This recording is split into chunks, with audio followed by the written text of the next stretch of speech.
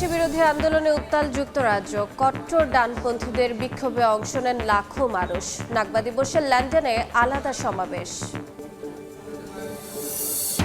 আগামী সপ্তাহে ইরানে আবারও হামলা শুরু করতে পারে যুক্তরাষ্ট্র ইসরায়েল। খার্কিভ দখল ও ইউরেনিয়াম উদ্ধারের পরিকল্পনা। দুপক্ষকে আলোচনার টেবিলে ফেরাতে তোড়জোড়।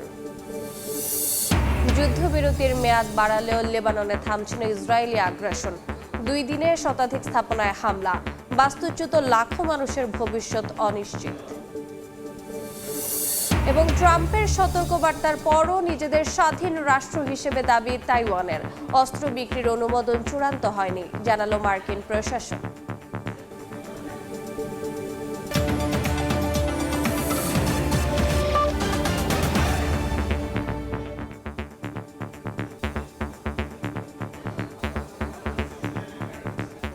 আন্তর্জাতিক সময়ের সঙ্গে আছি আমি রোজা চৌধুরী। অভিবাসী বিরোধী বিক্ষোভে উত্তাল যুক্তরাজ্য। শনিবার লন্ডনে কট্টর ডানপন্থীদের এই বিক্ষোভে অংশ নেন লাখো মানুষ। একই দিন নাগবা দিবসে সমাবেশ করেন ফিলিস্তিনপন্থীরা। এই 2 কর্মসূচি ঘিরে দেশটির ইতিহাসে রেকর্ড 4000 পুলিশ সদস্য মোতায়েন করা হয়।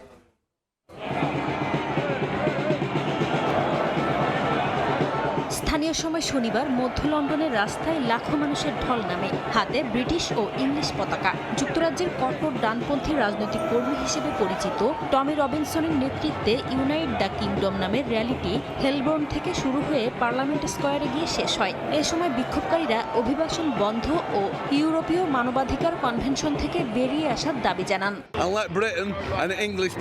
সবার আগে অভিবাসীবাহী নৌকা আসা বন্ধ করতে হবে, আর ব্রিটেনের জনগণকে অগ্রাধিকার দিতে হবে।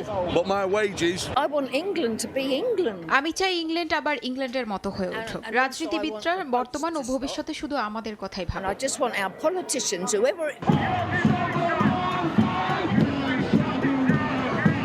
একই দিন লন্ডনে আরেকটি সমাবেশ করেন ফিলিস্তিনপন্থী বিক্ষোভকারীরা।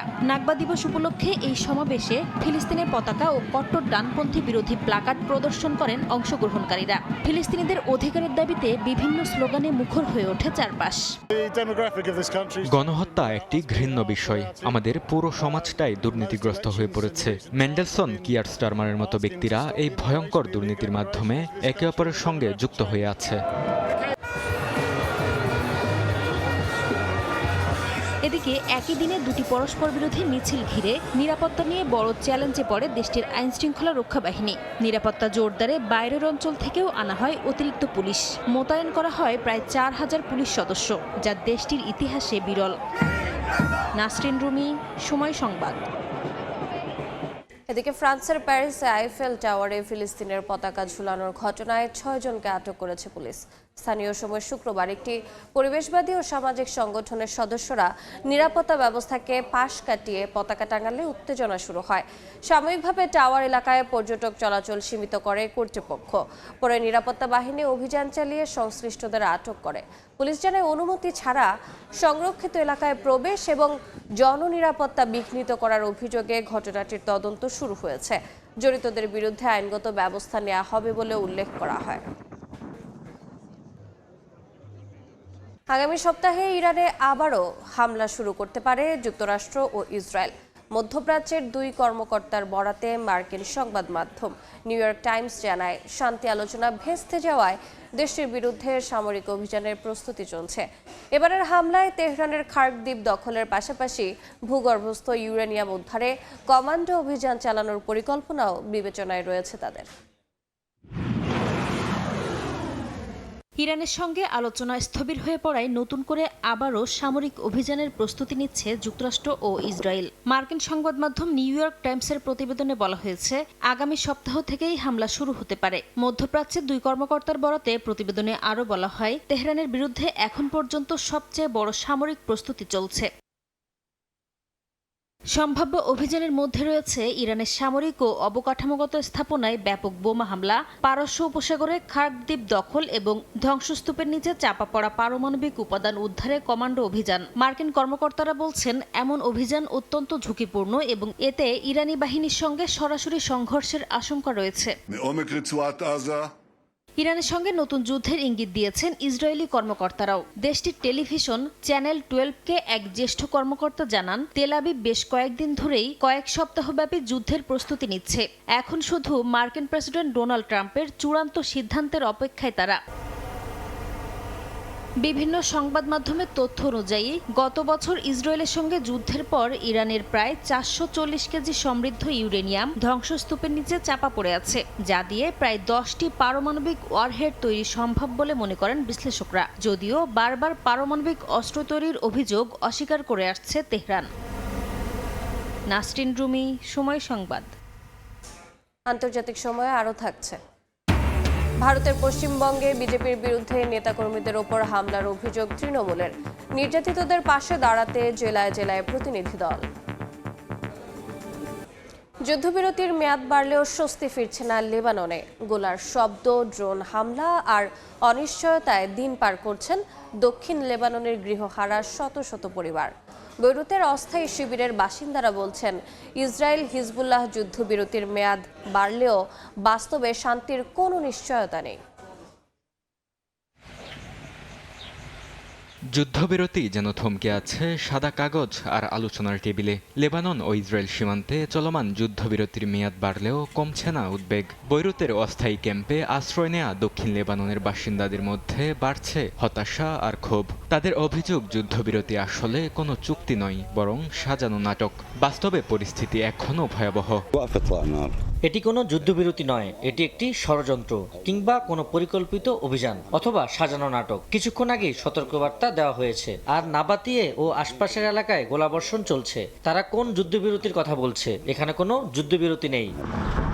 যুক্তরাষ্ট্রের মধ্যস্থতায় ইসরায়েল ও লেবানন ৪৫ দিনের জন্য যুদ্ধবিরতি মেয়াদ বাড়াতে সম্মত হয়েছে। মার্কিন পররাষ্ট্র দফতর জানিয়েছে, আগামী ২ ও ৩ জুন দুই পক্ষের মধ্যে আবারও বৈঠক হবে। পাশাপাশি ২৯ মে থেকে পেন্টাগনের তত্ত্বাবধানে ইসরায়েল ও লেবাননের সেনাবাহিনীর মধ্যে আলাদা সামরিক আলোচনা শুরু হওয়ার কথাও রয়েছে। তবে হিজবুল্লাহ সরাসরি এই আলোচনার বিরোধিতা করছে এবং তারা আলোচনায় অংশ নেয়নি। যুদ্ধবিরতির মধ্যেও থামেনি পাল্টাপাল্টি হামলা। বৈরুতের ওয়াটারফ্রন্ট এলাকায় বাস্তুচ্যুতদের সহায়তায় কাজ করা সমাজকর্মী মারিও সেমান জানান, প্রতিদিনই গোলাবর্ষণ আর হামলার খবর আসছে। যদি হামলাই চলতে থাকে তাহলে মানুষ কিভাবে বিশ্বাস করবে যে যুদ্ধ বন্ধ হয়েছে? ক্যাম্পে থাকা পরিবারগুলোর একটাই দাবি, তারা নিজেদের ঘরে ফিরতে চায়। আমরা আশা করেছিলাম যুদ্ধবিরতি পুরো লেবানন জুড়ে কার্যকর হবে, বিশেষ করে দক্ষিণ লেবাননে। আমাদের কাছে সবচেয়ে গুরুত্বপূর্ণ হলো দক্ষিণে গোলাগুলি বন্ধ হওয়া, যাতে মানুষ স্বস্তি পায়, আবার সেখানে বসবাস শুরু করতে পারে। একই ধরনের উদ্বেগ দেখা যাচ্ছে বৈরুতের হামার স্ট্রিটের ব্যবসায়ী ও পথচারীদের মাঝেও। তারা এই চুক্তিকে বিশ্বাসঘাতকতা বলে উল্লেখ করেছেন। দক্ষিণ লেবাননে গোলাগুলি বন্ধ হওয়াটাই এখন সবচেয়ে জরুরি বলে মনে করছেন বাসিন্দারা। লেবাননের স্বাস্থ্য মন্ত্রণালয়ের তথ্য মতে, যুদ্ধবিরতি কার্যকরের পরও নিহতের সংখ্যা ৪০০-র কাছাকাছি। তাই নতুন করে যুদ্ধবিরতির মেয়াদ বাড়ানোর খবরেও স্বস্তি পাচ্ছেন না বাস্তুচ্যুত লেবানিজরা। বরকতুল্লাহ, সময় সংবাদ। তাইওয়ানকে যুক্তরাষ্ট্র স্বাধীনতা ঘোষণা না করার আহ্বান জানালেও স্বাধীন রাষ্ট্র হিসেবে নিজেদের অবস্থান স্পষ্ট করেছে প্রেসিডেন্ট লাই চিং-তের কার্যালয়। অস্ত্র বিক্রি ও নিরাপত্তা সহযোগিতা নিয়ে যুক্তরাষ্ট্রের প্রতি কৃতজ্ঞতা জানিয়েছে তাইপে। এদিকে অস্ত্র বিক্রি অনুমোদনের বিষয়টি এখনও চূড়ান্ত হয়নি বলেও জানিয়েছেন ট্রাম্প। বেজিংয়ে চীনের প্রেসিডেন্ট শি জিনপিংয়ের সঙ্গে বৈঠকে তাইওয়ান ইস্যুতে আলোচনা করেছেন মার্কিন প্রেসিডেন্ট ডোনাল্ড ট্রাম্প। বৈঠকের পর ট্রাম্প বলেন, তাইওয়ানের স্বাধীনতা চান না এবং অঞ্চলটিতে উত্তেজনা কমাতে চান। একই সঙ্গে যুক্তরাষ্ট্রের দীর্ঘদিনের কৌশলগত অস্পষ্টতা নীতিও বহাল থাকবে বলে জানিয়েছেন মার্কিন কর্মকর্তারা। জাতিসংঘে নিযুক্ত মার্কিন রাষ্ট্রদূত মাইক ওয়ালস জানিয়েছেন, তাইওয়ান নিয়ে ওয়াশিংটন কোনো নতুন প্রতিশ্রুতি দেয়নি। তার ভাষায়, যুক্তরাষ্ট্র বর্তমান অবস্থান বজায় রাখতে চায় যাতে পরিস্থিতি আরও উত্তপ্ত না হয়। তবে তাইওয়ানের জন্য বড় অস্ত্র বিক্রির অনুমোদনের বিষয়টি এখনো চূড়ান্ত হয়নি বলেও জানিয়েছেন ট্রাম্প। এদিকে তাইওয়ানের প্রেসিডেন্ট লাই চিং-তের কার্যালয় বলছে, তাইওয়ান একটি স্বাধীন ও গণতান্ত্রিক রাষ্ট্র। একই সঙ্গে তারা যুক্তরাষ্ট্রের নিরাপত্তা সহযোগিতা ও অস্ত্র সহায়তার প্রশংসা করেছে। তাইপের দাবি, চীনের সামরিক তৎপরতাই ইন্দো প্যাসিফিক অঞ্চলে স্থিতিশীলতার সবচেয়ে বড় হুমকি। চীন বরাবরই তাইওয়ানের স্বাধীনতার বিরোধিতা করে আসছে। বেজিংয়ের দাবি, তাইওয়ান চীনেরই অংশ এবং প্রয়োজন হলে শক্তি প্রয়োগ করেও দ্বীপটির নিয়ন্ত্রণ নেওয়া হবে। বিশ্লেষকদের মতে, তাইওয়ানকে ঘিরে যুক্তরাষ্ট্র চীনের এই কূটনৈতিক ভারসাম্যই এখন ইন্দো প্যাসিফিক অঞ্চলের অন্যতম বড় ভূ রাজনৈতিক চ্যালেঞ্জ।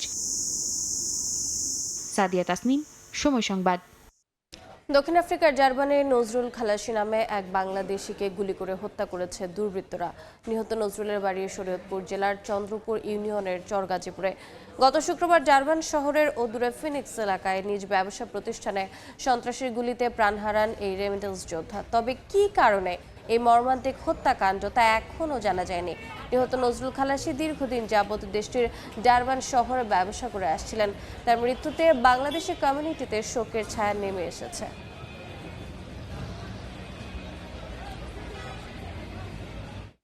আন্তর্জাতিক সময়ে আরও থাকছে। কঙ্গো উগান্ডায় ইবোলা সংক্রমণ ছড়িয়ে পড়ার শঙ্কা, বৈশ্বিক স্বাস্থ্য জরুরি অবস্থা জারি WHO-র। দেশে দেশে সীমান্তে নজরদারি বাড়ানোর পরামর্শ। ভারতের পশ্চিমবঙ্গ পুলিশকে পুরোপুরি স্বাধীনতা দেওয়ার ঘোষণা দিয়েছেন মুখ্যমন্ত্রী শুভেন্দু অধিকারী। ক্ষমতা গ্রহণের পর প্রথম জেলা সফরে প্রশাসনিক বৈঠকে তিনি জানান, আগের সরকার পুলিশকে সঠিকভাবে কাজ করতে দেয়নি। এদিকে বিজেপির বিরুদ্ধে দলীয় সমর্থকদের ওপর হামলার অভিযোগ তুলে আহত 3 পরিবারের পাশে দাঁড়াতে জেলা সফর শুরু করেছে তৃণমূলের প্রতিনিধি দল।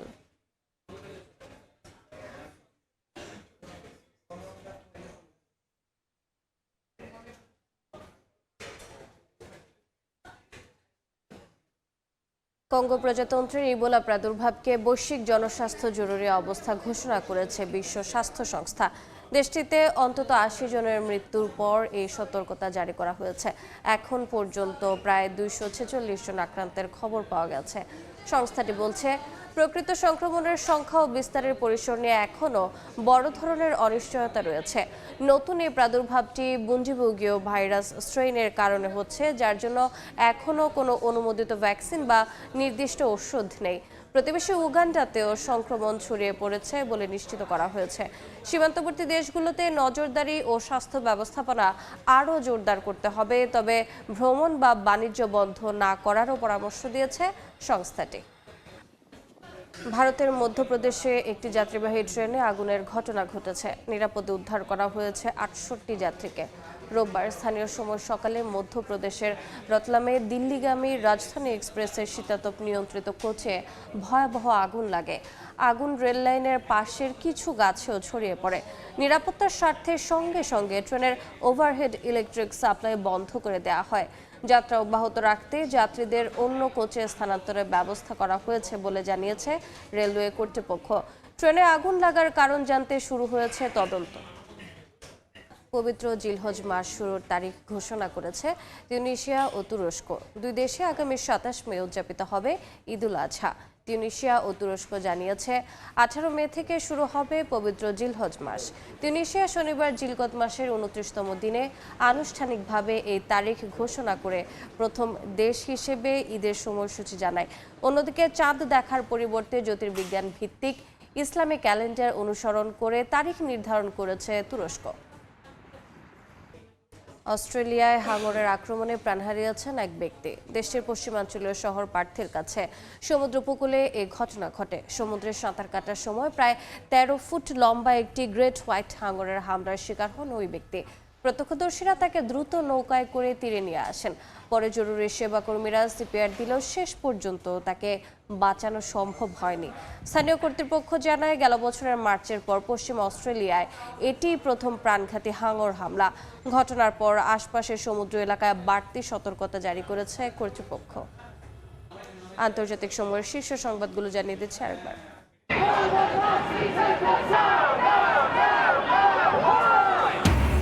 অভিবাসী বিরোধী আন্দোলনে উত্তাল যুক্তরাষ্ট্র। কট্টর ডানপন্থীদের বিক্ষোভে অংশ নেন লাখো মানুষ। নাগবা দিবসের লন্ডনে আলাদা সমাবেশ। আগামী সপ্তাহে ইরানে আবারও হামলা শুরু করতে পারে যুক্তরাষ্ট্র ইসরায়েল। খার্ক দ্বীপ দখল ও ইউরেনিয়াম উদ্ধারের পরিকল্পনা। দুপক্ষকে আলোচনার টেবিলে ফেরাতে তোড়জোড়।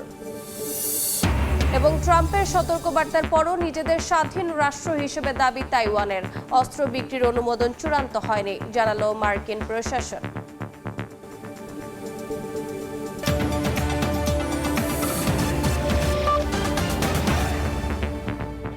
এ ছিল আন্তর্জাতিক সময়। এরপর বিকেল 5টার সময় সংবাদ নিয়ে সঙ্গে থাকবেন ওমর ইনার। ধন্যবাদ রোজা।